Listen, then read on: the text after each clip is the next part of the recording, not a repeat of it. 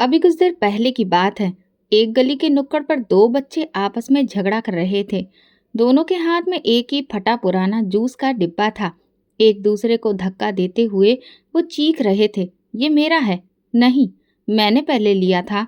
आसपास से गुजरने वाले लोग एक नज़र उठाकर उन्हें देखते और फिर आगे बढ़ जाते। किसी के पास इतना वक्त नहीं था कि रुककर बच्चों को समझा सके। एक औरत पास से गुजरते हुए धीरे से बोली, पता नहीं इनके माँ बाप कहाँ मर गए हैं। और फिर अपने हाथ में मौजूद खाने का डिब्बा किसी और के दरवाजे पर रखकर वापस मुड़ गई। इसी समय एक साफ सुथरी चमचमाती हुई गाड़ी एक बंगले के सामने आकर रुकी। दरवाज़ा खुला और अभिमन्यु गाड़ी से उतरा। वाइट शर्ट पर ग्रे रंग का कोट और पैंट पहने। जैसी चमक उसकी आंखों में थी वैसी ही चमक उसके चेहरे पर भी थी। वो 4 साल के बाद अमेरिका से भारत लौटा था। दिल में ढेर सारी खुशियां, कई सारे जज्बात और बेशुमार सवाल लिए हुए। दरवाज़ा खुला तो बच्चे दौड़ते हुए आए। पापा आ गए, पापा आ गए। अभिमन्यु ने दोनों को बाहों में भर लिया, बेटी को गोद में उठाया और उसके बालों में हाथ प्यार से फेरा। मोनिका दरवाजे पर खड़ी मुस्कुरा रही थी। आपका स्वागत है अभिमन्यु। आपके बिना ये घर बिल्कुल अधूरा लगता था। घर अंदर से जगमगा रहा था। हर कोने में स्वादिष्ट खाने की खुशबू महक रही थी और पूरा घर रोशनी से चमक रहा था। मिठाई की खुशबू भी चारों ओर हवा में फैली थी। साथ ही मेहमानों की चहल पहल भी जोरों पर थी, क्योंकि आज दिवाली का दिन था। अभिमन्यु ने चारों ओर नजर दौड़ाई। हॉल में डाइनिंग टेबल के आसपास कई समूहों में औरतें और मर्द बातें कर रहे थे। उन सबके बीच से उसकी नज़र गुजर गई, लेकिन किसी चेहरे पर उसकी नज़र ठहर ना सकी, क्योंकि वहाँ वो इंसान नहीं था जिसे वो बरसों से याद करता आ रहा था। अभिमन्यु ने मोनिका से धीरे से पूछा, मीरा नहीं आई क्या? मोनिका ने कंधे उचकाते हुए कहा, अरे नहीं, वो यहीं कहीं होगी, शायद अंदर बैठी होगी। इतने लोग हैं ना, मैं तो अब तक सबसे ठीक से मिल भी नहीं पाई हूँ। आप पहले सबसे मिल तो लीजिए। अभिमन्यु ने बात टाल दी, मगर उसके दिल में एक अजीब सी बेचैनी उभरी। वो सोचने लगा, क्या सच में मीरा यही है? 4 साल की दूरी के बाद भी आज वो मेरे सामने नहीं आई। क्या वो मुझसे नाराज है या फिर कोई और बात है? दिवाली की बधाइयों के बाद एक एक करके सब मेहमान घर से जाने लगे। अभिमन्यु ने इधर उधर फिर से मीरा को ढूंढा और मोनिका से पूछा, मुझे तो मीरा अभी तक कहीं दिखाई ही नहीं दी। मोनिका ने चेहरा मोड़कर कहा, पता नहीं, शायद आ नहीं सकी होगी। वैसे भी दिवाली का मौका है, इंसान अपने घर में ही व्यस्त रहता है। थक गई होगी, बाद में बात कर लेंगे। अभिमन्यु चुप हो गया, मगर उसके दिल की तड़प बढ़ गई। ये वही मीरा थी जिसने 4 साल पहले जब अभिमन्यु अमेरिका जा रहा था, दरवाजे पर खड़े होकर कहा था, भाई मत जाओ, मैं अकेली हो जाऊंगी। वो बहुत रोई थी और अभिमन्यु के दिल में उसकी मासूम आंखों की तस्वीर बस गई थी। जब भी अभिमन्यु त्योहारों पर मोनिका को पैसे भेजता, वो खास तौर पर कहता, ये मीरा को भी दे देना। मोनिका कहती, हाँ दे दिए, बहुत खुश हुई थी, तुम्हें याद कर रही थी। उसकी आंखों में एक सुकून आ जाता। वो कई बार मोनिका से कहता कि तुम मेरी बहन से मेरी एक बार बात करवा दो, लेकिन कभी ऐसा मुमकिन नहीं हो पाया। कभी मोनिका के पास वक्त नहीं होता तो कभी मीरा मना कर देती। अभिमन्यु ने मोनिका से ये भी कहा था कि वो एक फ़ोन खरीद कर मीरा को दे दे, लेकिन मोनिका ने बताया ये बात मीरा के पति को बिल्कुल भी बर्दाश्त नहीं है। पैसे तो जैसे तैसे मैं चुपचाप दे देती हूँ, लेकिन फ़ोन को छुपाना बहुत मुश्किल है। बेचारा अभिमन्यु बस महसूस करता रह जाता। वो नहीं चाहता था कि उसकी एक जिद के कारण मीरा का अपने पति से झगड़ा हो, लेकिन आज जब वो खुद यहाँ आया है तो मीरा सामने नहीं थी। वो सोचने लगा, क्या मीरा वाकई खुश है? क्या वो ठीक है? दिल में एक अजीब सी चुभन होने लगी। रात को जब सारे मेहमान चले गए और घर का शोर धीमा पड़ गया, तो अभिमन्यु ने मिठाई के कुछ डिब्बे उठाए और कहा, मैं मीरा के घर जा रहा हूँ। 2 दिन हो गए हैं, हर कोई हमसे मिलने आ रहा है सिवाय मीरा के। अब मुझे उससे मिलना ही होगा। मोनिका ने तुरंत रुख मोड़कर कहा, अभी इतनी रात को? वो सो गई होगी, कल चले जाना। नहीं, मैं आज ही जाऊंगा। अभिमन्यु के लहजे में जिद और प्यार दोनों थे। उसके हाथ में 2 मिठाई के डिब्बे थे जिन्हें उसने बड़े ही सलीके से तैयार किया था।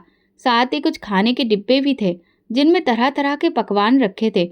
अभिमन्यु ने डिब्बे गाड़ी में रखते वक्त कहा, ये मीरा के लिए हैं। जब वो मुझे मिलेगी तो उसे बताऊंगा कि भाई ने सिर्फ उसके लिए ये सब कुछ अपने हाथों से पैक किया है।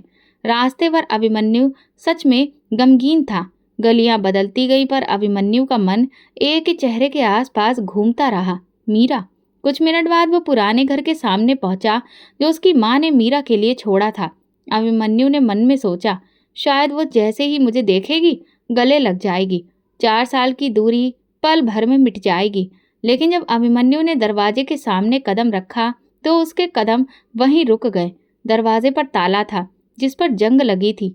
वो बिल्कुल बेजान लग रहा था, जैसे न जाने कितने वर्षों से किसी ने उसे खोला ही ना हो। अभिमन्यु ने एक लम्हा खामोशी में गुजारा, फिर से एक उम्मीद की, शायद मीरा किसी दावत पर गई हो, शायद वो देर से वापस आए। मगर ताला, वो तो खामोशी से चीख रहा था। फिर उसने ताले को धीरे से छुआ, जैसे उससे कुछ पूछ रहा हो, मगर ताला चुप रहा। अभिमन्यु ने नजरें दरवाजे की चौखट पर डाली। वही पुराना नक्शा, वही मिट्टी से अटा आंगन, मगर आज वो सब कुछ अजनबी सा लग रहा था। एक छोटा सा पौधा जो दरवाजे के पास था मुरझा चुका था। अभिमन्यु के दिल में कुछ टूटा। उसकी आंखें बंद हो गईं और वो लम्हा सामने आ गया जब वो अमेरिका जाने से पहले इसी दरवाजे से निकल रहा था। फिर उसने पीछे हटकर इधर उधर देखा। कोई नजर नहीं आया। गली सूनी पड़ी थी, जैसे घर के बंद होने के साथ साथ गली भी सूनी हो गई हो। दूर एक कुत्ता कूड़े के ढेर पर कुछ सूंघ रहा था और रात की हवा में पुरानी मिट्टी और उदासी की महक थी। वो दरवाजे के सामने सीढ़ी पर बैठ गया। उसने मोबाइल निकाला और मोनिका का फोन मिलाया। मोनिका, मीरा के घर ताला है। तुमने कहा था वो दूसरे शहर गई है। मोनिका ने नींद भरी आवाज में कहा। हाँ शायद, मुझे याद नहीं। कई दिनों से अभी मेरी उससे बात नहीं हो पाई है। लेकिन तुम तो कहती थी कि तुम हर हफ्ते उससे मिलने जाती हो। हाँ, मैं पहले जाती थी, लेकिन अब मैं कुछ बिजी हो गई हूँ। अभिमन्यु ने फोन बंद कर दिया। वो महसूस कर रहा था कि हर बात में कोई ना कोई झोल है, जैसे सच्चाई की परत के पीछे कुछ छुपा हुआ हो। वो अब वापस चल दिया। कदमों में बोझ था और दिल में अंदेशा। हर कदम के साथ मीरा की उदास आंखें उसके जहन में घूम रही थी। वो सोचने लगा, अगर मीरा खुश होती तो कम से कम दिवाली पर मुझसे मिलने जरूर आती। भाई के वापस आने की खुशी में तो एक बहन सब कुछ छोड़कर भागती है। फिर ये खामोशी क्यों, ये गैर मौजूदगी क्यों? घर पहुंचा तो मोनिका सोफे पर लेटी थी। अभिमन्यु ने वो सारे डिब्बे मेज पर रख दिए और धीरे से बोला, मोनिका, अगर तुम्हें मीरा की खबर हो तो मुझे सच बताओ, क्योंकि मुझे कुछ ठीक ही नहीं लग रहा। मोनिका ने बाल झटके। तुम्हें वहम हो रहा है अभिमन्यु। कल किसी से पता कर लेंगे हम लोग। तुम थक गए हो, आराम करो। अभिमन्यु ने सर हिलाया, लेकिन उसकी आंखों में नींद नहीं थी। उसने डिब्बों को दोबारा हाथ में लिया और फ्रिज में रख दिया। जब वो मिलेगी तो मैं उसे ये दूंगा। मगर दिल में एक ही सवाल गूंज रहा था, मीरा कहाँ है? रात के आखिरी पहर में जब सारा घर नींद की आगोश में था, अभिमन्यु खिड़की के पास खड़ा आसमान की तरफ देख रहा था। चांद खिड़की के बाहर झूमती हुई पेड़ों की टहनियों के बीच से दिख रहा था और ऐसा लग रहा था कि जैसे ये सारा नज़ारा उसे उसके अतीत की तरफ धकेल रहा हो। वो लम्हे जो कभी सपने लगते थे, आज सवाल बन चुके थे। मोनिका, मैंने तुम्हें इतने पैसे भिजवाए हैं, तुमने मीरा को इसमें से पैसे दिए थे? हाँ अभिमन्यु, मैं खुद लेकर गई थी। वो बहुत खुश थी। बस यही बात अभिमन्यु ने 4 साल में कम से कम न जाने कितनी बार सुनी थी। हर बार एक नई उम्मीद के साथ वो निश्चिंत हो जाता था, ये सोचकर कि उसकी गैर मौजूदगी में उसकी पत्नी उसकी बहन का ख्याल रख रही है। अचानक अभिमन्यु ने ड्राइंग रूम की तरफ कदम बढ़ाए, जहां उसकी पुरानी फाइल्स, रसीदें और कागजात रखे थे। उसने वो पुराना फोल्डर निकाला जिस पर उसने मार्कर से लिखा था, money transfer Monika plus Meera. हर रसीद पर बस एक ही मकसद दर्ज था। मोनिका तो हर बार फ़ोन करके कुछ न कुछ बताती थी। आज मैं मीरा को लेकर बाजार गई, उसे नए कपड़े दिलवाए, चूड़ियाँ भी, यहाँ तक कि उसने जो गहने पसंद किए वो भी ले लिए। और अभिमन्यु सपनों में अपनी बहन को बाजार में घूमते मुस्कुराते देखा करता। अब उन सारी रसीदों को देखते हुए वो उन्हें हाथ में लिए ज़मीन पर बैठ गया। आंखें बंद की तो मीरा का चेहरा नजर आया, वही धुंधला सा चेहरा जो उसे गाड़ी के पास नजर आया था। वो चेहरा जो किसी लाचार इंसान के एहसास में नजर आता है। अगर उसे वो पैसे मिल रहे होते तो वो इस हाल में क्यों रह रही होती? अगर वो बाजार जाती तो उसकी आंखों में इतनी उदासी क्यों होती? अभिमन्यु का दिल डूबने लगा। जैसे जैसे वो रसीदें देखता गया, अंदर एक गहरी तकलीफ बुनती गई। अगली सुबह अभिमन्यु बहुत खामोश था। बच्चों ने गले लगाया, खुशी से बातें की, मगर उसका दिल किसी और ही दुनिया में था। नाश्ते की मेज पर मोनिका पहले से ज्यादा व्यस्त थी। वो कहने लगी, अभिमन्यु, सब कुछ कितना अच्छा रहा ना। सब लोग बहुत तारीफ कर रहे थे। अभिमन्यु ने नरमी से कहा, मोनिका, एक बात पूछूं? हाँ जरूर। मीरा को जो भी पैसे मैं भेजता था, तुम क्या सच में उसे देती थी? मोनिका कुछ लम्हे चुप रही, फिर बोली, ये कैसा सवाल हुआ? तुम्हें मुझ पर शक है? नहीं, बस सवाल था, क्योंकि वो मुझे अब तक मिली ही नहीं और उसके घर का हाल देखकर दिल परेशान है। मोनिका ने नाराजगी से कहा, अभिमन्यु, मैं तुम्हारी पत्नी हूँ, कोई अजनबी नहीं। अगर तुम्हें मुझ पर भरोसा नहीं तो फिर फायदा क्या है? बात सिर्फ भरोसे की नहीं है, बात मीरा की है, मेरी बहन की। मैं जानना चाहता हूँ कि कहीं वो हमारी लापरवाही का शिकार तो नहीं हो गई। मोनिका तुरंत तुनक कर किचन में चली गई।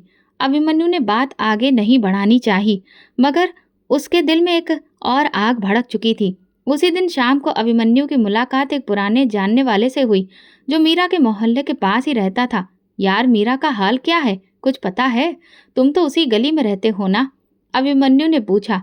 वो शख्स थोड़ा सा झिझका, फिर बोला, अभिमन्यु भैया, सच पूछो तो काफी अरसे से मीरा दीदी को नहीं देखा। उनके पति के देहांत के बाद उनके हालात काफी खराब हो गए थे। क्या? पति का देहांत?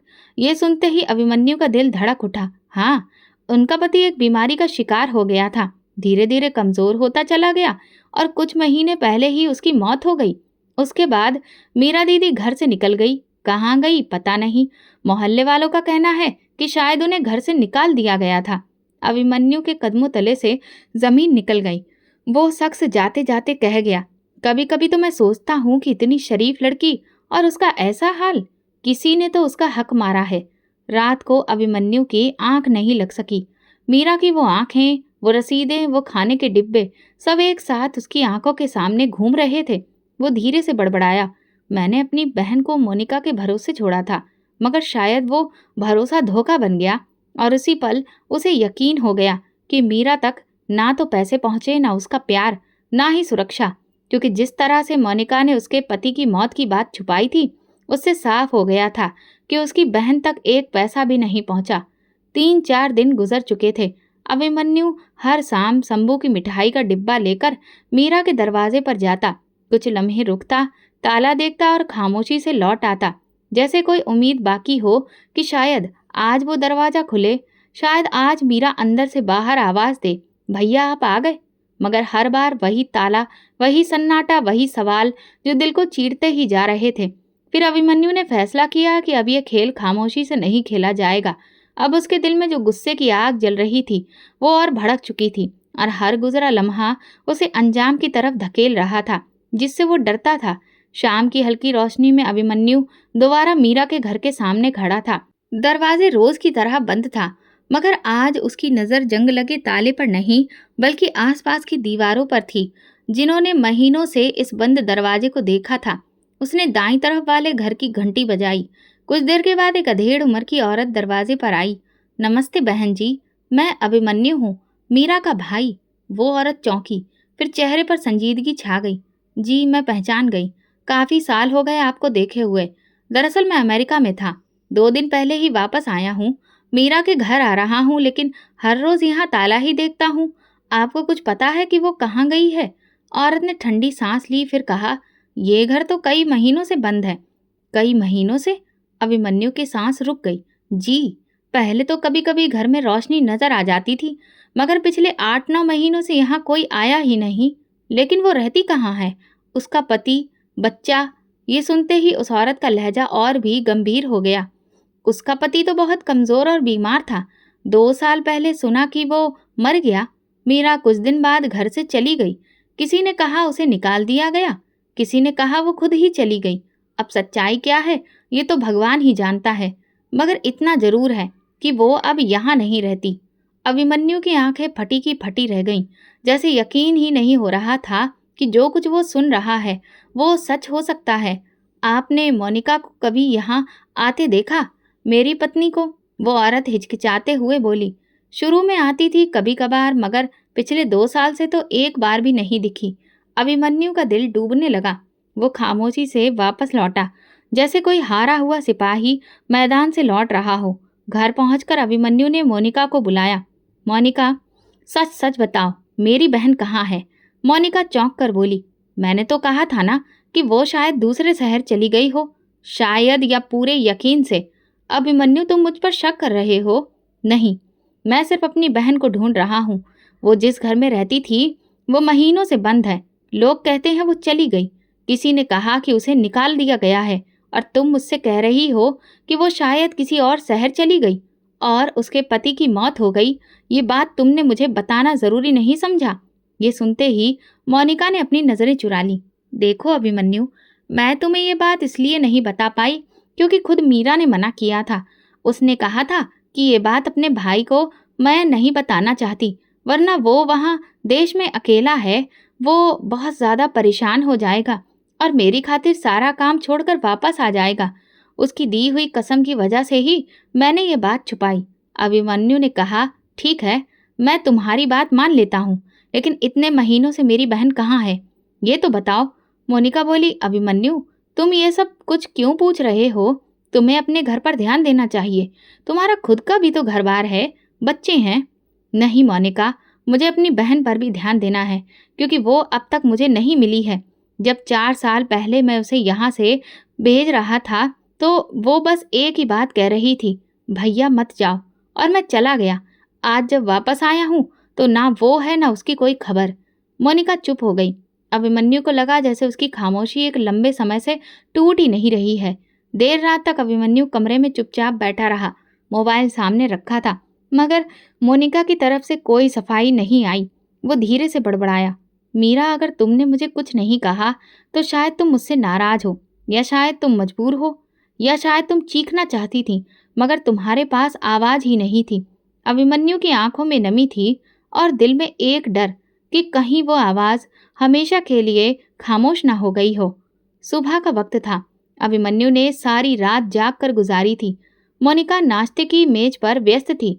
अचानक अभिमन्यु ने कहा, मुझे सब जानना है मोनिका, मीरा कहाँ है? पहले तो मोनिका के होठों पर मुस्कुराहट आई, फिर वो चेहरे पर मासूमियत सजाकर बोली, मैं तो पहले ही कह चुकी हूँ कि वो दूसरे शहर चली गई है। शायद तुम्हें यकीन नहीं अभिमन्यु, और मैं इतना यकीन से नहीं कह सकती क्योंकि मेरा उससे कोई खास मिलना जुलना नहीं हो पाया था। लेकिन तुमने तो कहा था कि तुम हर बार उसे पैसे देकर आती हो, तो तुम्हें तो सब पता होना चाहिए। मोनिका ने कहा, अभिमन्यु, तुम ये जांच पड़ताल क्यों कर रहे हो? मैं तुम्हारी पत्नी हूँ, कोई मुजरिम नहीं। तो फिर मुजरिम जैसा बर्ताव क्यों कर रही हो? अभिमन्यु की आवाज़ पहली बार तेज हुई। मैं 4 दिन से मीरा को ढूंढ रहा हूँ और तुम बस एक ही बात दोहरा रही हो कि शायद वो दूसरे शहर गई हो। तुम्हें मालूम है वो कहाँ है या नहीं? सब बताओ। मोनिका की आंखों में एक लम्हे को हिचकिचाहट सी झलकने लगी। फिर वो बोली, मैंने जो कहा वही सच है। तुम्हें मेरी हर बात पर शक क्यों हो रहा है? क्योंकि तुम्हारी हर बात में डर है, और अब मैं ये झूठ और नहीं सुनना चाहता। मोनिका तुरंत बोली, अच्छा, तो अब तुम मुझे झूठा कहोगे?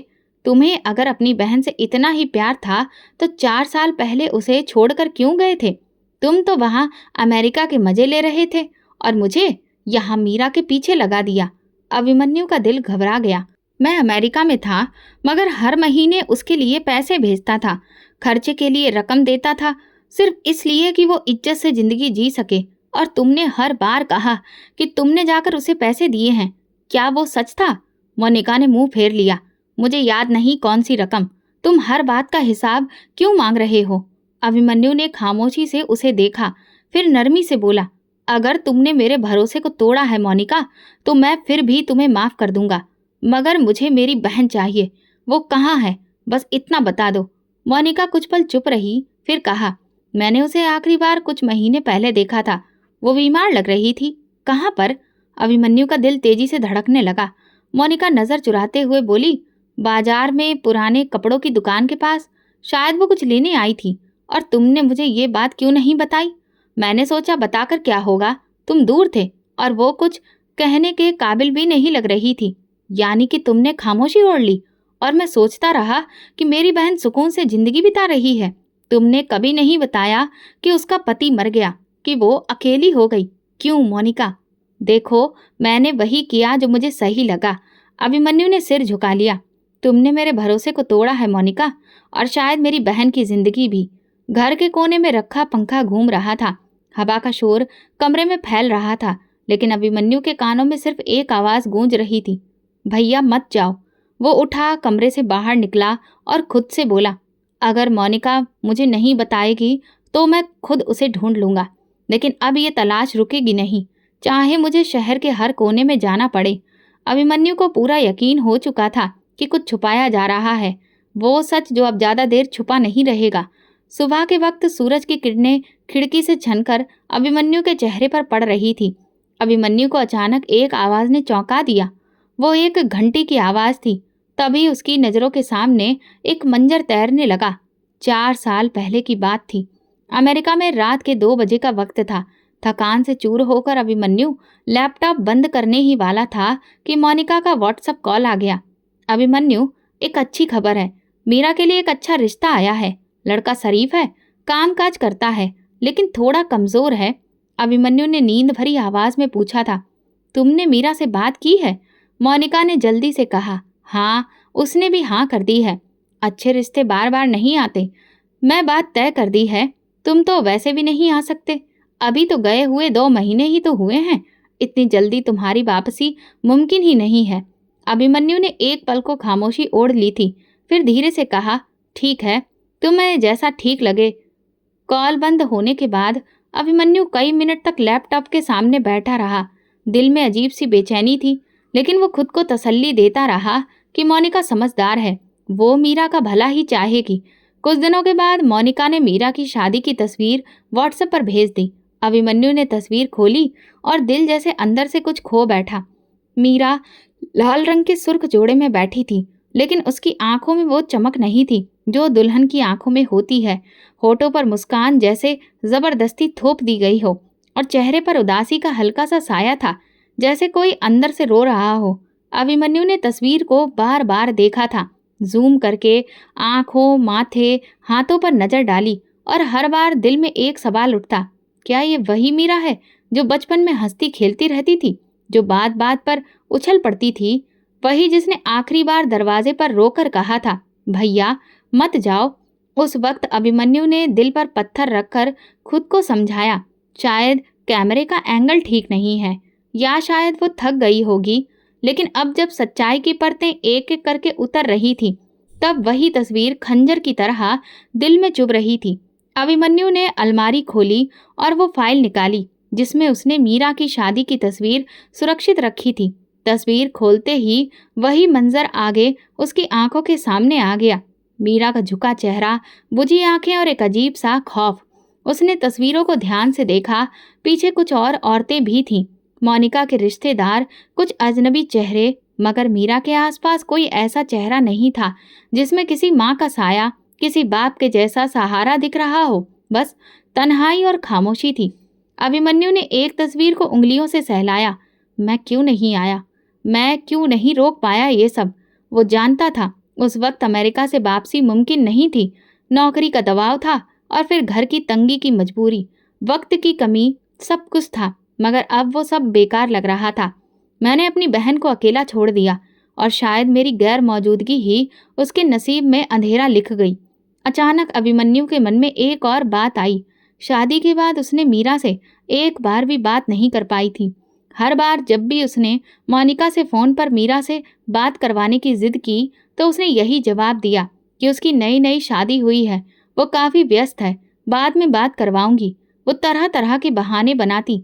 कभी कहती कि उसका पति काफ़ी सख्त मिजाज का है, क्यों हमारी वजह से उन दोनों के बीच में झगड़ा करवाना चाहते हो। और जब मैंने नया फ़ोन मीरा को दिलाने की बात की थी, तब भी मोनिका ने मुझे यही बात बोली थी। अभिमन्यु ने अपना सर पकड़ लिया। मैं इतना अंधा कैसे हो सकता हूँ? साफ साफ इशारा मिल रहा था, लेकिन मैं हर बार मोनिका पर यकीन कर बैठा। इस पल अभिमन्यु का दिल उसे गवाही दे चुका था।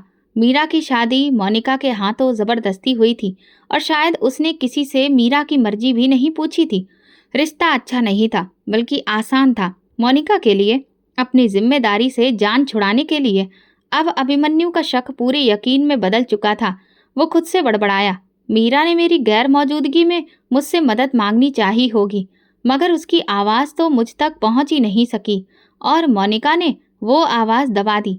अभिमन्यु ने तस्वीरें बंद की, फाइल वापस रखी, मगर दिल में एक खालीपन लेकर बोला, मैं चुप नहीं रहूंगा। मीरा को ढूंढ कर रहूंगा और उसके लिए सब कुछ वापस लाऊंगा जो मैंने इस तरह से जाने दिया था। उस रात अभिमन्यु ने पहली बार भगवान से प्रार्थना की, मेरी बहन मुझे वापस कर दो, मुझे वो हिम्मत दो कि मैं उसके लिए लड़ सकूं, उसका हक, उसकी इज्जत, उसकी जिंदगी वापस ला सकूं। एक शाम वो मंदिर पहुंचा। हवा में हल्की ठंडक थी, हल्की सी खनक और खुशबू फैली थी, जिसमें जैसे आसमान से सुकून उतर रहा हो। लेकिन अभिमन्यु का दिल सुकून महसूस नहीं कर पा रहा था। वो धीरे धीरे चलते हुए मंदिर के सामने वाले बाजार की तरफ आया, जहां गरीब लोगों को खाना खिलाया जाता था। आज वहां अच्छा खासा लोगों का हुजूम था। सफेद गाड़ी का पिछला दरवाजा खुला हुआ था। गाड़ी के अंदर से एक बुजुर्ग सख्त प्लास्टिक की थैलियों में खाना निकालकर लोगों में बांट रहा था। लोग लाइन लगाने की बजाय एक दूसरे को धक्का दे रहे थे, और औरतें बच्चों को आगे कर रही थीं। कुछ लोग हाथ फैलाकर कह रहे थे, मेरे 3 बच्चे हैं, 2 दे दो, कल नहीं मिला था, आज तो दे दो। इसी शोर में अचानक एक झटका सा लगा और एक छोटा बच्चा जमीन पर गिर गया। उसका सर फुटपाथ से टकराया, काफी तेज। लोग एक लम्हे को पीछे हट गए। अरे ये बच्चा तो जख्मी हो गया है। अभिमन्यु चौंक पड़ा। बच्चे के सर से खून बह रहा था और वो जोर जोर से रो रहा था, माँ, माँ। एक दुबली पतली गंदी सी साड़ी पहने औरत झुग्गियों की तरफ से दौड़ती हुई आई। उसने बच्चे को गोद में उठाया और अपने पल्लू से उसका खून साफ किया और प्यार से बोली, मेरे बेटे रो मत, बस तुम्हें थोड़ी सी ही चोट लगी है। अभिमन्यु ने उस औरत का चेहरा देखा और उसके कदमों तले से जमीन निकल गई। वो चेहरा, वो आंखें, वो आवाज, वो मीरा थी। वक्त जैसे थम गया। अभिमन्यु का दिल जोर से धड़का। उसे अपने कानों पर यकीन नहीं आया। वो तेज कदमों से आगे बढ़ा। मीरा, मैं अभिमन्यु, तुम्हारा भाई। मीरा ने चौंक कर नजरें उठाई। आंखों में हैरत, खौफ और कुछ पहचान के आसार दिखे। वो तेजी से बच्चे को संभालती हुई पलटी और झुग्गियों की तरफ दौड़ने लगी। मीरा, ठहरो, मैं हूं तुम्हारा भाई। मगर मीरा जैसे अंधेरे में खो गई। वो एक लम्हे के लिए रुकी नहीं, यहाँ तक कि मुड़कर भी नहीं देखा। अभिमन्यु उसके पीछे दौड़ा, लेकिन वो भीड़, अंधेरी गलियां और झोपड़ियों में वो कहीं खो गई। वो एक झुग्गी के पास आकर रुक गया। सामने कुछ और झोपड़ियां थीं, बस, और प्लास्टिक की चादरें, कुछ जलते हुए दिए और कुछ भूखे चेहरे। मीरा कहीं नजर नहीं आई। अभिमन्यु की सांसें टूटने लगी थीं। वो जमीन पर बैठ गया और हाथों में चेहरा छुपाकर रोने लगा। हे भगवान, मेरी बहन इस हालत में, ऐसी गंदी झुग्गी में भीख मांगने के लिए धक्के खा रही है, और मैं 4 साल से समझता रहा कि वो खुश है। वो धीरे धीरे उठा, कपड़े झाड़े और वापसी के लिए कदम उठाए। हर कदम के साथ दिल की धड़कन तेज हो रही थी। मोनिका, ये तूने किया है। तूने मेरी गैर मौजूदगी में ऐसा फायदा उठाया कि मेरी बहन को जमीन से भी नीचे गिरा दिया। अब अभिमन्यु के अंदर आग भड़क चुकी थी। अब वो सवाल नहीं करेगा, अब वो सच निकालेगा, चाहे किसी भी कीमत पर। घर वापस आते ही दरवाजा खोलकर वो अंदर दाखिल हुआ। मोनिका सोफे पर आराम से बैठी मोबाइल में व्यस्त थी। अभिमन्यु ने एक नज़र उस पर डाली और जहर भरी आवाज में कहा, तेरी हर खामोशी का जवाब आज मुझे मिल गया। मैं मीरा से मिल चुका हूँ और अब सच भी जानकर रहूंगा। मोनिका का रंग सफेद पड़ गया। अभिमन्यु के चेहरे पर अब कोई भाव नहीं थे, सिर्फ गुस्सा था। रात का समय था, लेकिन अभिमन्यु के दिल का अंधेरा रोशनी मांग रहा था। उसकी आंखों में वो मंजर चिपक कर रह गया था। मीरा का मिट्टी से सना हुआ चेहरा, घबराई हुई आंखें, और वो बच्चा जिसके सिर से खून बह रहा था। वो सारी रात करवटें बदलता रहा। न नींद आई, न दिल को सुकून मिला। सुबह तड़के ही वो बिस्तर से उठा और भगवान के आगे प्रार्थना की, हे भगवान, अगर मैं कसूरवार हूँ तो मुझे भी माफ़ मत करना, लेकिन अब मैं अपनी बहन के लिए लड़ूंगा। जहाँ मेरी खामोशी और मोनिका के सख्त रवैये ने जहाँ उसे धकेल दिया। मोनिका अब भी सोफे पर बैठी थी। उसकी आंखों में नींद की जगह अफसोस भरा पड़ा था। वो अभिमन्यु की खामोश नजरों को बर्दाश्त नहीं कर पा रही थी। क्या चाहते हो मुझसे? क्या आप सच निकलवा कर ही दम लोगे? मोनिका ने कहा। अभिमन्यु ने गहरी आवाज में कहा, बस अब और एक भी झूठ नहीं सुनना है मुझे। आज, अभी और पूरा सच बताओ। मोनिका ने कुछ पल खामोशी से अभिमन्यु को देखा, जैसे उसके अंदर की दीवारें टूटने को हों। उसने नजर झुकाकर कहना शुरू किया, जब तुम अमेरिका चले गए थे तो मीरा बहुत अकेली हो गई थी। मैंने कोशिश की कि शुरू में उसे साथ रखूं और मैं उसका ख्याल भी रखती रही, मगर फिर हर रात बदलने लगी। मेरे कुछ रिश्तेदार आने लगे। मैंने कई बार महसूस किया कि लोग बातें करते हैं कि कुंवारी लड़की भाई के घर में रहती है बिना किसी मर्द के साए के। तो तुम्हें लोगों की बातों की परवाह थी, मतलब मेरी बहन की इज्जत की नहीं। अभिमन्यु ने बीच में ही बात काट दी। मोनिका ने नजर उठाए बिना बोलना जारी रखा। फिर तभी एक रिश्ता आ गया। लड़का गरीब था लेकिन मेहनती था, रिक्शा चलाता था। उसके माँ बाप मर चुके थे। मैंने सोचा चलो किसी के घर की ही हो जाएगी, अपनी जिंदगी की हो जाएगी। तुमसे पूछने का वक्त नहीं था। वक्त नहीं था या तुम्हें लगता था कि मैं इनकार कर दूंगा? अभिमन्यु की आवाज में नफरत थी।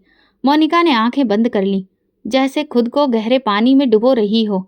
मीरा ने रोकर कहा था कि वो शादी नहीं करना चाहती। उसने मना किया था, मगर मैंने कहा कि ये तुम्हारे लिए बहुत बेहतर है। तुम्हारा भाई बाहर है, वो कुछ नहीं कर सकता। और फिर मैंने जबरदस्ती शादी करवा दी। अभिमन्यु के अंदर जैसे कोई धमाका हुआ। तुमने जबरदस्ती ऐसा किया? वो करहा कर रह गया। मोनिका की आवाज में अब घबराहट थी। मगर कुछ ही सालों में उसका पति मर गया। उसे पैरालिसिस का अटैक पड़ा था। मैंने उससे कहा कि वापस अपनी माँ के घर चली जाओ। मैं तुम्हें नहीं रख सकती। यहाँ मेरे भी बच्चे हैं, मेहमान आते हैं, और एक विधवा, वो भी गम में डूबी हुई। ये मेरी मुसीबत नहीं है। तो तुमने उसे निकाल दिया? अभिमन्यु ने चिल्लाकर कहा। जो तुम्हारे साय में थी उसे तुमने ठोकर मार दी। मोनिका रोने लगी। मुझे समझ ही नहीं आया, मैं क्या करती? मैंने जो किया अपनी सहूलियत के लिए किया। अभिमन्यु का चेहरा गुस्से और नफरत से लाल हो चुका था। तुमने उसे एक गरीब फकीर के साथ बांध दिया। फिर जब वो मर गया तो तुमने उसे निकाल दिया और मुझसे कहा कि वो दूसरे शहर चली गई। तुमने मेरे भरोसे को, मेरे रिश्ते को, सब कुछ तार तार कर दिया। अभिमन्यु ने दीवार पर मुक्का मारा। उस बच्ची ने तो कुछ भी नहीं मांगा था। उसे सिर्फ प्यार और अपनापन चाहिए था। तुमने उसे रोड पर खड़ा करके मजबूर कर दिया। मोनिका चुप थी, बस रोती रही और अभिमन्यु टूटता रहा। कुछ पल खामोशी में गुजरे, फिर उसने धीरे धीरे कहा, मैंने उसे लंगर की लाइन में खड़े देखा था, एक बच्चे के साथ जो कि मिट्टी में सना हुआ था। उसकी आंखों में खौफ था। ये वो मीरा नहीं थी जो तुम्हारे साथ रहती थी। ये वो मीरा थी जिसे तुमने बेसहारा और विधवा बना दिया। मोनिका ने अपनी आंखें पोंछी और धीरे से कहा, अभिमन्यु मैं शर्मिंदा हूँ। चुप हो जाओ। तुम्हारी शर्मिंदगी से उसका पेट नहीं भरेगा। उसका बच्चा स्कूल नहीं जा सका और उसकी आंखों से वो खौफ नहीं निकलेगा। तुमने जो किया उसका हिसाब किताब तुम्हें देना पड़ेगा, इस दुनिया में भी और जब दुनिया से जाओगी तब भी। अभिमन्यु उठकर अपने कमरे की ओर चला गया। दिल दिमाग सब बोझ से झुके हुए थे। उसे अब यकीन हो चुका था कि उसकी बहन सिर्फ विधवा नहीं हुई थी, सिर्फ गरीब नहीं हुई थी, वो अपनी ही भाभी के हाथों बर्बाद हो चुकी थी। और अब उसे मीरा के लिए इंसाफ लेना था, चाहे इसके बदले में रिश्ते ही क्यों न टूट जाएं। झुग्गियों का इलाका शहर से थोड़ा हटकर था। तंग गलियां, गंदे नाले, प्लास्टिक की छतों से बनी छतें और मिट्टी और पत्थरों से खड़ी की गई दीवारें। अभिमन्यु के कदम ऐसी जमीन पर कभी नहीं पड़े थे। वो हमेशा साफ सुथरी सड़कों, रोशन दुकानों और खुशबूदार कमरों में ही रहा था। मगर आज वो हर बदबू, हर गंदगी, हर तंग रास्ते को चीरता हुआ सच्चाई के करीब जा रहा था, जिसे बरसों तक उसने नजरअंदाज किया था। उसके हाथ में सिर्फ एक छोटा सा थैला था जिसमें बच्चों के बिस्किट, जूस के डिब्बे और एक सफ़ेद जर्दा रखी थी। वो दिल में बेशुमार प्रार्थनाएं और आंखों में नमी लिए झुग्गियों में दाखिल हुआ। मीरा! अभिमन्यु ने झुग्गी के दरवाजे पर खड़े होकर पुकारा। मीरा, मैं अभिमन्यु हूँ, तेरा भाई।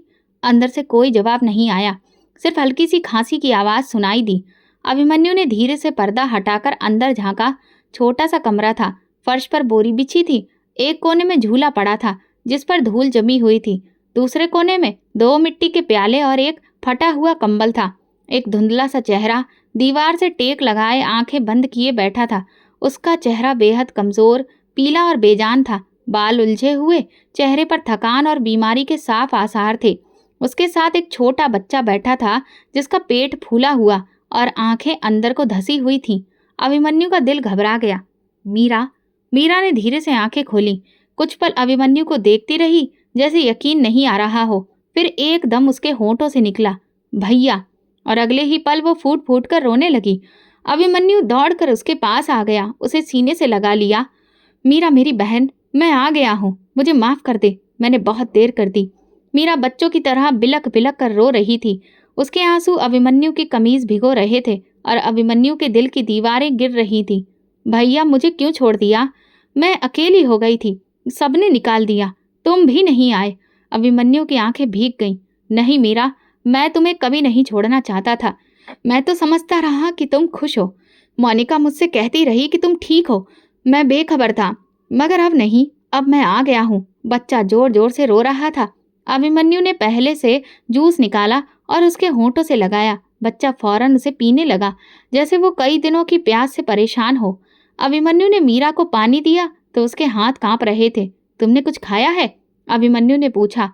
मीरा ने इनकार में सिर हिलाया। कल से कुछ नहीं खाया, कोई काम ही नहीं मिला और जो भीख मिली थी वो भी खत्म हो गई। अभिमन्यु के अंदर आग भड़कने लगी। और तुम यहाँ अकेली हो? मीरा ने धीरे से कहा। कुछ झुग्गी वालों ने मदद दी, पर यहाँ भी हर रोज ताने, हर रोज धक्के। बस बच्चे की खातिर जी रही हूँ। अभिमन्यु ने उसके सिर पर हाथ रखा। अब नहीं, अब एक दिन भी नहीं। तुम मेरे साथ चलोगी अभी, इसी वक्त? मीरा ने आंखों में नमी लिए पूछा। क्या तुम ले जा सकते हो मुझे? क्या मोनिका मुझे रहने देगी? मोनिका मेरे फैसले की हकदार नहीं रही। उसे जो करना था वो कर चुकी है। अब मैं अपना हिसाब किताब खुद साफ करूंगा और तुम्हारा हक, तुम्हारी इज्जत, तुम्हारी जिंदगी मैं वापस लाऊंगा। मीरा ने अभिमन्यु का हाथ थामा और पहली बार उसके चेहरे पर एक धुंधली सी मुस्कान उभरी, जैसे बरसों बाद उसे यकीन आया हो कि वो अकेली नहीं रही।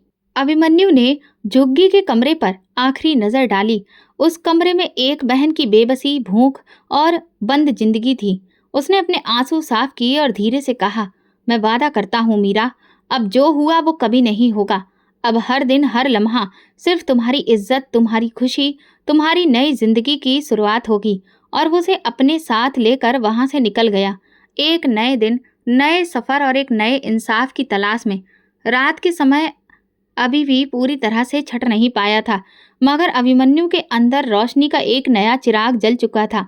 मीरा उसके साथ थी, कमजोर, बीमार, जख्मों से लिपटी, मगर अब वो अकेली नहीं थी। सुबह की ताजा हवा में जब अभिमन्यु अपनी बहन और उसके बच्चे के साथ घर लौटा, उसके कदम मजबूत और निगाहें सख्त थीं। घर का दरवाजा खुला तो मोनिका दरवाजे पर खड़ी थी। उसके चेहरे पर हैरत, बेचैनी और थोड़ा सा खौफ भी था।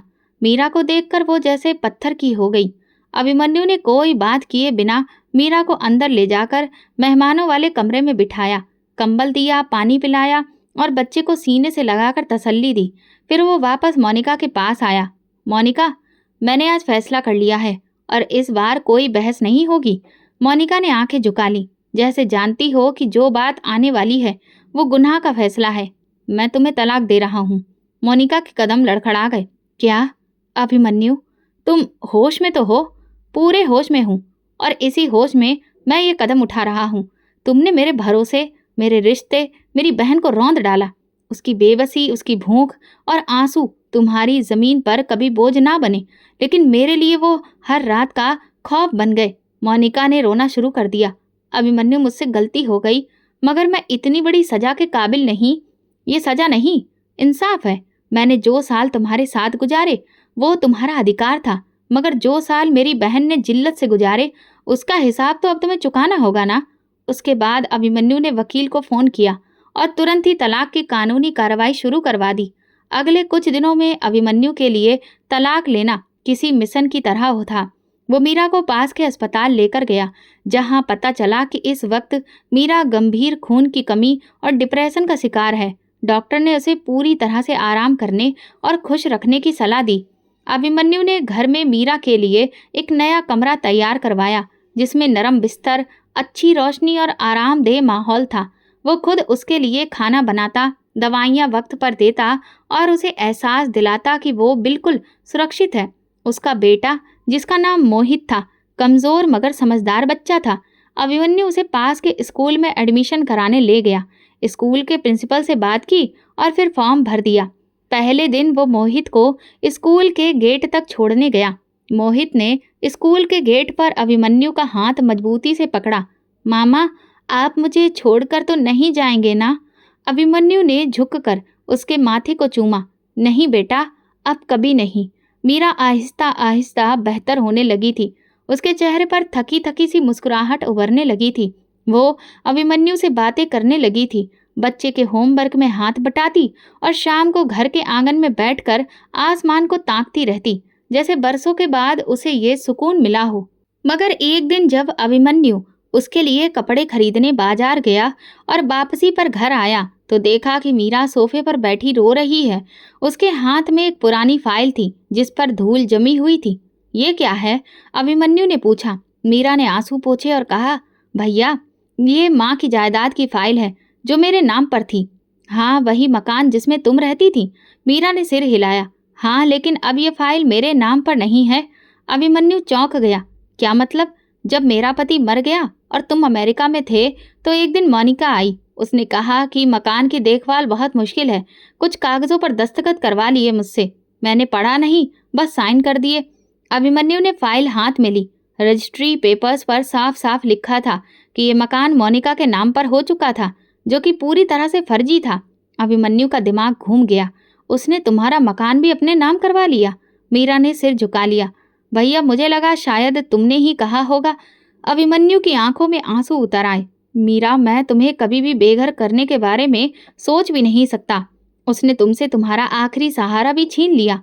अभिमन्यु को एहसास हुआ कि मोनिका ने सिर्फ मीरा की जिंदगी नहीं चुराई, बल्कि उसका अधिकार और उसके एक अच्छे भविष्य को भी हड़प लिया था।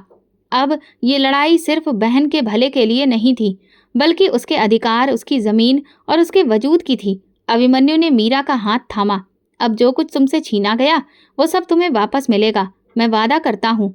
मीरा ने आंखें बंद की और बरसों बाद एक संपूर्ण मुस्कुराहट उसके चेहरे पर उभरी। उसे यकीन था कि उसका भाई अब कभी उसे अकेला नहीं छोड़ेगा। घड़ी की सुइयां धीरे धीरे गहराई में डूब रही थी, मगर अभिमन्यु की आंखों में नींद का नामो निशान नहीं था। मीरा के चेहरे पर सुकून था। बच्चा आराम से सो रहा था और घर में बरसों के बाद एक खामोशी महसूस हो रही थी।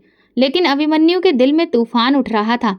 वो तूफान जो सच्चाई जानने के बाद सिर्फ खामोश बैठकर नहीं रहता, बल्कि इंसाफ की पुकार बनकर बाहर निकलता है। पहले रसीदें और पुराने दस्तावेज अभिमन्यु के सामने थे और अब शब्दों के पीछे छुपी साजिश को समझने की कोशिश कर रहा था। मीरा की जायदाद की हकीकत सामने आ चुकी थी, मगर अभिमन्यु को एक और शक सता रहा था। मीरा का जेवर, जो उसकी माँ की यादगार था और जिसे अभिमन्यु ने खास तौर पर मीरा के लिए बनवाया था, वो कहाँ गया? मीरा, एक बात बताओ, वो जेवर जो माँ ने तुम्हें दिए थे और कुछ जो मैंने भी भेजे थे, वो कहाँ है? मीरा ने थोड़ी देर सोचा, फिर धीमी आवाज में बोली, भैया, शादी के वक्त सारा जेवर मोनिका के पास था। उसने कहा था कि वो संभाल कर रखेगी। मैं कभी दोबारा वापस नहीं मांग सकी। फिर जब मेरा पति मर गया और मैं तुम्हारे घर से भी निकल गई तो वो जेवर भी कभी वापस नहीं मिला। अभिमन्यु की मुट्ठी भिज गई और एक और सच्चाई उसके सामने खड़ी थी। जल्दी ही आंखों में सुलगते सवालों के साथ अगले दिन अभिमन्यु ने तमाम रसीदें, तस्वीरें इकट्ठा की जो जेवर की गवाही दे रहे थे। सोने की रसीदें, सारे रिकॉर्ड, व्हाट्सएप की तस्वीरें जिसमें मोनिका ने खुद जेवर पहनकर मीरा के लिए सुरक्षित लिखा हुआ था। सब कुछ उसने सारी बातें वकील के सामने खुलकर बताई और कानूनी कार्रवाई की शुरुआत की। कुछ दिनों के बाद जब मोनिका को कानूनी नोटिस मिला तो वो घबराकर अभिमन्यु से मिलने आई। तुम इतना नीचे गिर जाओगे? मुझे कोर्ट में घसीट लोगे? अभिमन्यु का जवाब ठंडा और सीधा था। नीचे वो गिरता है जो बहन का अधिकार खा लेता है। मैं तो उसे हक दिलाने जा रहा हूँ। मीरा अब तुम्हारे साथ नहीं, इज्जत से रह रही है। तुम क्या चाहते हो? मैं चाहता हूँ कि जो उसे छीना गया है वो अब उसे वापस मिले। अब ना तुम्हारी असलियत वापस मिल सकती है तुम्हें, और ना जो तुम्हारा हमसे रिश्ता था, लेकिन हाँ, जायदाद और जेवर जरूर उसे वापस मिलेंगे। कानूनी कार्रवाई तेजी से पूरी हो रही थी। अभिमन्यु के वकील ने सारे सबूत अदालत में पेश किए। मोनिका ने पहले इनकार किया, फिर चुप्पी ओढ़ ली। आखिरकार अदालत ने अपना फैसला सुनाया। जायदाद और जेवर वापस असली मालकिन मीरा को सौंपे जाए। गलत बयानबाजी और धोखाधड़ी के तहत सारे दस्तावेज अमान्य घोषित किए गए। लिहाजा मोनिका की अब कोई कानूनी हैसियत नहीं बची थी। फैसला हक में आते ही अभिमन्यु सीधा मीरा के पास गया और उसके हाथ में फाइल रखते हुए बोला, ये तुम्हारा अधिकार है मीरा, अब वापस तुम्हारे हाथ में है। मीरा की आंखों में आंसू झलक पड़े। मुझे कुछ नहीं चाहिए भैया, बस तुम्हारा साथ चाहिए, और वो तो तुम दे ही चुके हो। अभिमन्यु ने उसके सिर पर हाथ रखा। लेकिन मैं जानता हूँ, हक देना सिर्फ मोहब्बत नहीं, इंसाफ भी होता है। कुछ दिन बाद अभिमन्यु ने मोहल्ले के पार्क में एक छोटी सी मीटिंग रखी। उसके परिवार के लोग, मोहल्ले वाले, सारी औरतें वहां मौजूद थीं। मीरा भी वहीं थी और सब कुछ सुन रही थी। अभिमन्यु खड़ा हुआ, हाथ में वो फाइल और दिल में एक गंभीर सवाल लिए। मैं आज यहाँ पर इंसाफ का ऐलान करने नहीं आया, बल्कि एक सवाल पूछने आया हूँ। औरत की सबसे बड़ी दुश्मन औरत ही क्यों बनती है? क्या बहन का रिश्ता इतना सस्ता है कि किसी भी जिद या जलन की भेंट चढ़ जाए? क्या एक पत्नी का फर्ज सिर्फ पति की खिदमत करना है, या उसकी गैर मौजूदगी में उसके घर और घरवालों का ख्याल रखना भी उसका धर्म नहीं बनता? सब लोग चुप थे, नजरें झुकाए बैठे थे। मेरी बहन को जमीन पर गिरा दिया गया, झुग्गियों में सोने पर मजबूर किया गया, भीख मांगने की लाइन में खड़ा किया गया, और मैं सोचता रहा कि वो खुश है। क्यों? क्योंकि मेरी पत्नी मुझे ये यकीन दिलाती रही कि सब कुछ ठीक है, मगर सच्चाई ये थी कि उसने मेरी बहन से उसका जेवर, उसका मकान, उसका बचपन, उसका अधिकार, सब कुछ छीन लिया था। अभिमन्यु की आवाज़ और ऊंची हुई। हम मर्द गलतियां करते हैं, मान लेते हैं और अक्सर माफ़ी भी मांगते हैं, मगर जब औरत दूसरी औरत पर जुल्म करे तो फिर उसका कोई जवाबदेह नहीं होता। क्यों? उसने लम्हे भर को रुककर सबकी तरफ देखा और फिर धीरे से कहा, मैंने अपनी बहन को पाया है, उसे उसका हक वापस दिया, मगर ना जाने कितनी ही हजारों ऐसी मीरा आज भी धोखे, तानों और नफरतों की भेंट चढ़ रही हैं, सिर्फ इसलिए कि उनकी अपनी ही बहन, भाभी या सास उनकी सबसे बड़ी दुश्मन बन जाती है। दोस्तों, आज अगर आपके घर में भी कोई मीरा है तो उसके लिए वक्त निकालिए। शायद वो खामोश हो मगर टूटी हुई हो, और अगर आप एक औरत हैं तो किसी दूसरी औरत का हाथ पकड़िए, ना कि उसे धक्का दीजिए, क्योंकि औरत का हाथ थाम कर जो रिश्ता बनता है वही असली इंसानियत है। सब लोग खामोशी से उसकी बात सुनते रहे। मीरा की आंखें आंसुओं से भर चुकी थीं, मगर अब वो आंसू दुख के नहीं, खुददारी के थे। भले ही एक कहानी खत्म हो गई थी, मगर एक नई जिंदगी अभी भी शुरू हो रही थी। तो दोस्तों, अगर आपको हमारी ये कहानी पसंद आई हो तो कमेंट करके ज़रूर बताइएगा। वीडियो को लाइक करिए और ज़्यादा से ज़्यादा शेयर करिए। अगर आप चैनल पर नए हैं तो सब्सक्राइब जरूर करें और नोटिफिकेशन बेल दबाएं ताकि अगली अपडेट सबसे पहले आपको मिले। धन्यवाद।